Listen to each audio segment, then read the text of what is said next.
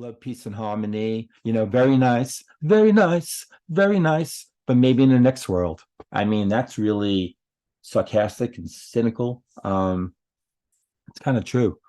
I mean, in this day of age right now, with what's going on in the world and everything else, love, peace, and harmony. I mean, I'm a subscriber to it, but it's showtime, folks.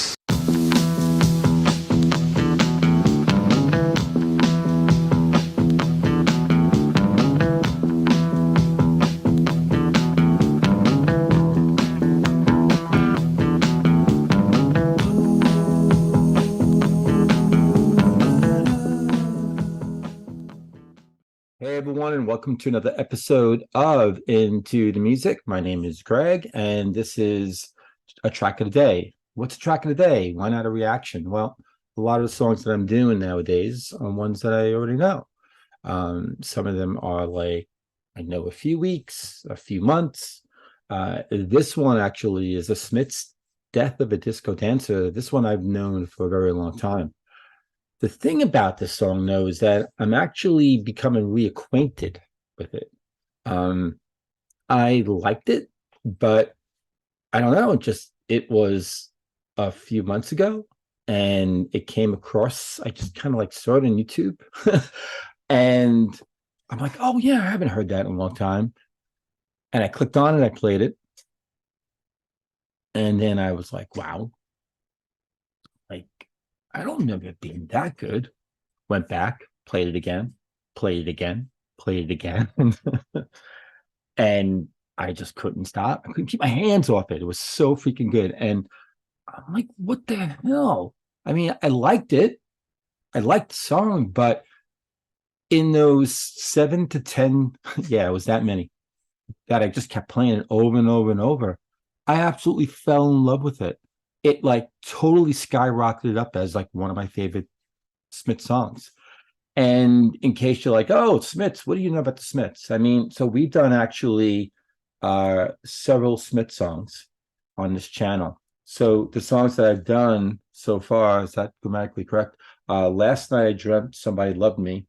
The Headmaster Ritual, That Joke Isn't Funny Anymore. That's actually one of my personal favorites. How Soon Is Now, and There Is a Light That Never Goes Out.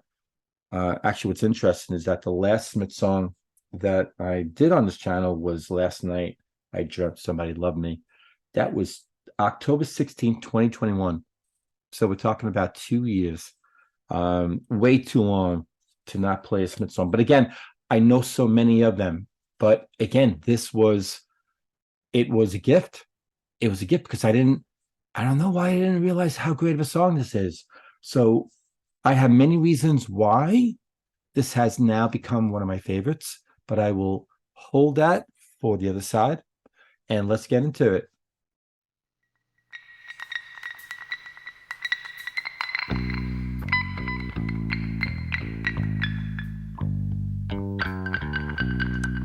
So those sounds like it's like a bottle. It's in fact, if you go down into the comments, someone actually said it sounds like a bottle being rolled down the street. That person is on the money. I don't know if it's a bottle, but whatever instrument, whatever's being played, whatever that effect is, it's haunting. I mean, just to have that kind of just coming in the distance right there. It sets the tone of the song, something ominous.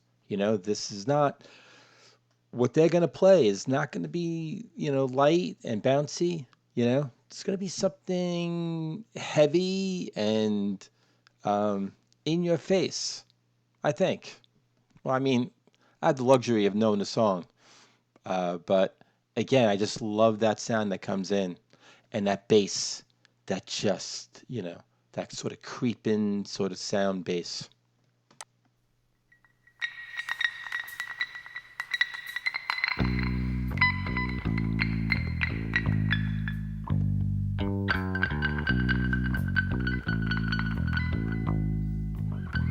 The death of a disco dancer. Well, it happens a lot round here. And if you think come and go. That goes to show how little you know. That's guitar right there.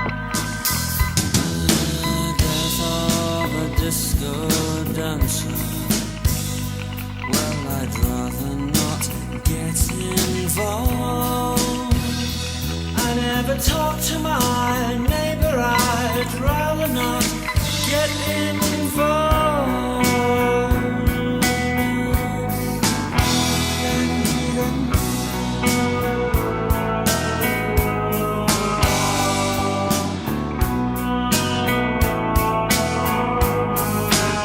I'm not gonna stop it anymore after this. I'll try not to. But that Morrissey, that patented Morrissey sound where he's like,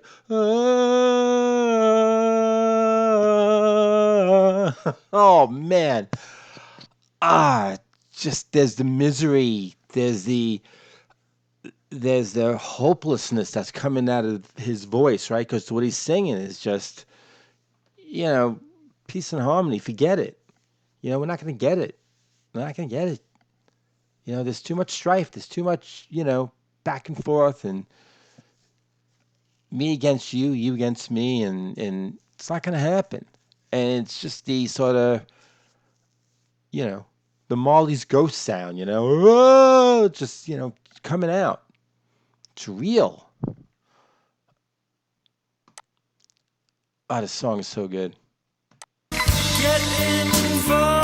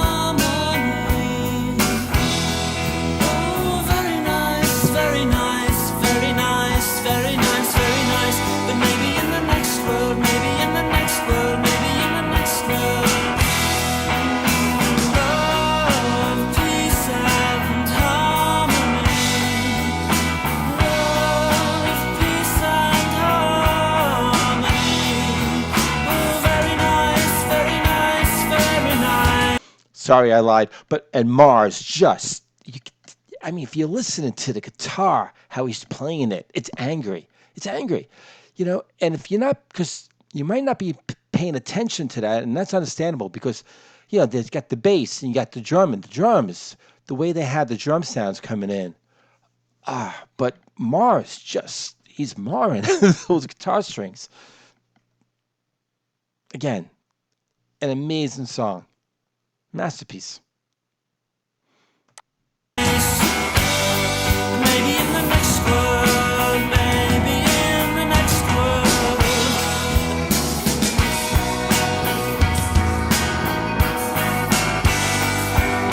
The next world, the next world.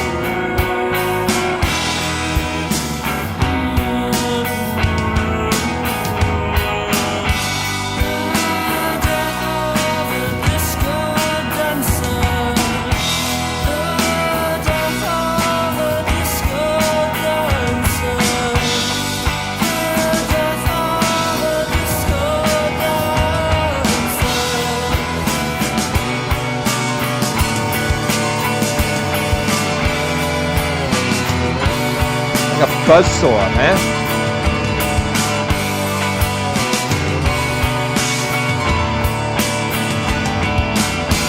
Yeah, piano. The piano notes.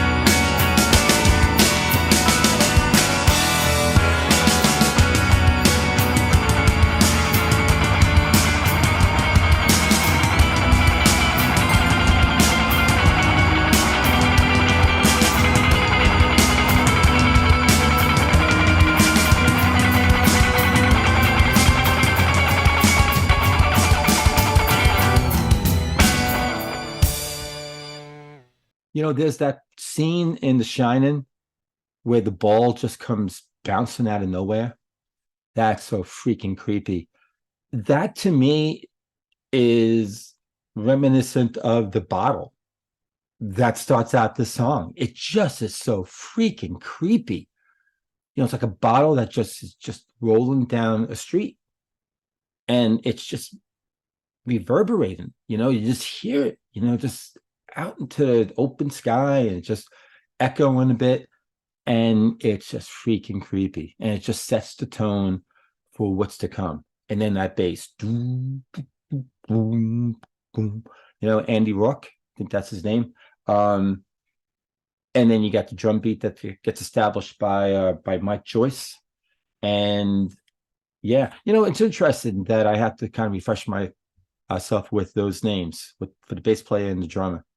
And I say that because one of the reasons why I love the song, why it stands out now, I mean, those guys were mainstays, right? I mean, their sounds, always, I mean, so good was the bass. Again, my grammar is terrible today, but innovative bass playing. Almost every song, every Smith song, you got this very kind of fluid, interesting bass lines, and Mike Joyce is definitely not shabby on the drums.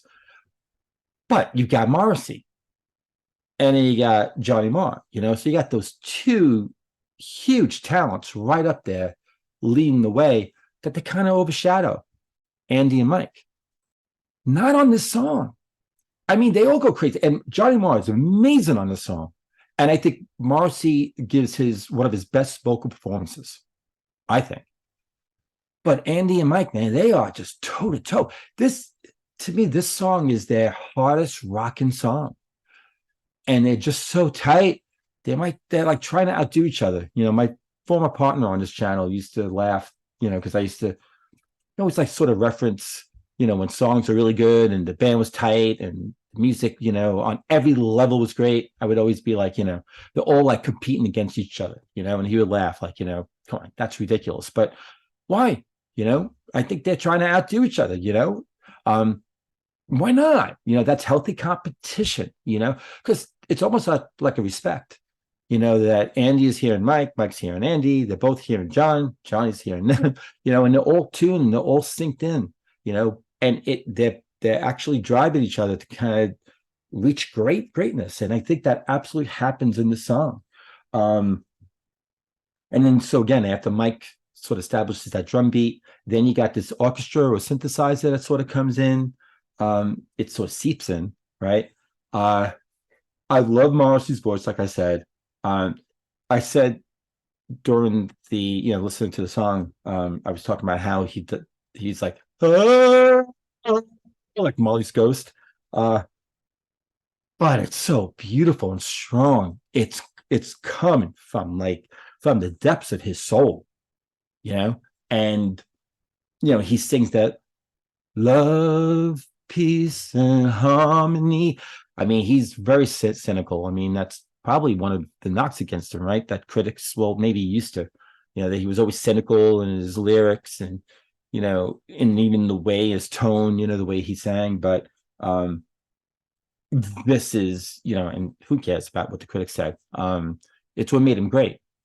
But you've got some real cynicism here in those, love, peace, and harmony, very nice, very nice, very nice, but maybe in the next world. I mean, that's really sarcastic and cynical. It's kind of true.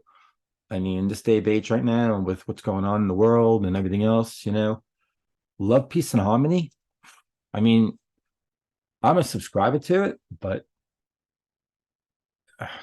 we've got our uphill battles on that. And he's singing about that, right? The whole Death of a Disco Dancer, if people know specifically what he means with that reference, I would love to know. So please put that in the comments. But yeah, I mean, I just again, I haven't done a Smith song in a long time, and this came along, and I think that this actually is right up there now with my favorite. That joke isn't funny anymore. And it also, this whole album, right? The album is Strange Ways, Here We Come. There's a lot of great songs on this. A Rush and a Push and The Land Is Ours. I started something I couldn't finish. That's a really good song. Then this song, then Girlfriend in a Coma, that got overplayed big time. Stop Me If You Think You've Heard This One Before, that's a really good song. Last Night I Dreamt That Somebody Loved Me, that's the last Smith song before this one on the channel. Unhappy Birthday, that's a really good song too. And yeah, so you all probably know all the songs on this album, but I think when it came out, well, I think Rolling Stone, well, I know Rolling Stone identified it as one of, I think, their best album. I don't know if they did it at the time that it released. I think that it got some criticism that it might have been one of the weakest ones, but I think over time, Time has definitely done this album well. I think Time has actually done the Smiths very, very well. I think I remember just the critics just couldn't get their hands off them, wringing their necks and just, dumping on them. But, that's the way it goes. A lot of great groups, when they first came out, critics didn't get them. I remember when Van Halen first came out, whether you like Van Halen or not, but I mean, they are down as one of the great bands. But when they first came out, I remember, my local critic here in New York, hated them.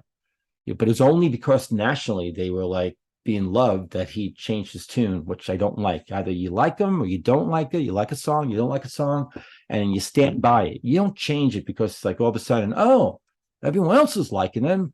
I guess I need to take a look at them again. I mean, I can appreciate that, but if you completely do like a 180, and that's what he did. But anyway, I digressed. But yeah, this album, this song, and some others too, it's just making me take another look at this album as well. It's a great one. And so yeah, so tell me what you think in the comments about this song. Tell me what you think about the backing vocals. What I understood to be the vocals from Big Mouth Strikes Again, and their vocals, that was also haunting too, in the next world, in the next world, in the next world. And they kind of echo that from what Morrissey started. That's freaky. That was freaky. It really was. So yeah. Oh, and that piano that I was talking about, I mentioned that when the song was going on. I found out that was actually Morrissey. I don't know how great he was up at the piano. From what I understand, I don't think he really plays it well. But he found the piano and he's just kind of doing this sort of, hitting these notes over and over and over. They were kind of not the most synced up notes, but it matched the frenetic, the frenzy that was going on with everything just kind of crescendoing, if that's a word, together. So yeah, I can go on and on and on and on about this song, but we don't have that time. But thank you for joining me. Again, put in the comments what you think about the song. And I will see all of you on the next episode of Into the Music.